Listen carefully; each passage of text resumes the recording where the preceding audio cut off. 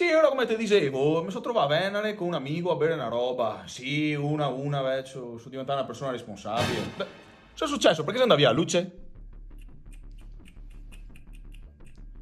Sento odore di cassate, sento odore di buiade, ma soprattutto sento odore di sprissetti.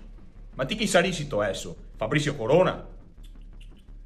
Mi so Fabrizio Tonona, mi te tendo dal balcone e vedo tutto quello che te bevi. Ma che ho bevuto un sprissetto, te lo ripeto, un sprissetto. Ho bevuto solo un sprissetto, ho bevuto solo che un sprissetto, ma a prova audio mi la vuoi scarsera e dice un'altra roba. Ape, mandami a prima prova audio. Marisa, siamo di arrivare mio mio amico. Prepara un sprissetto a testa, ma da 1,5 litri però.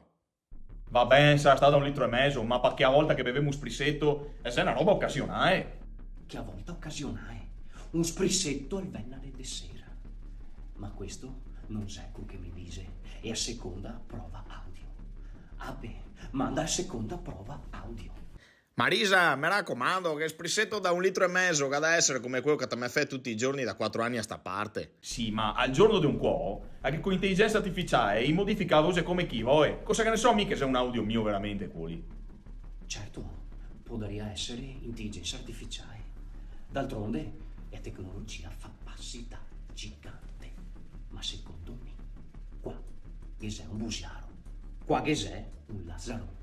E se per questo che vengo portato il super testimone.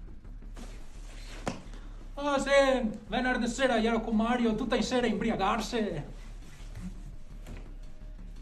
Fabrizio Tonona, te gattendu anche stavolta.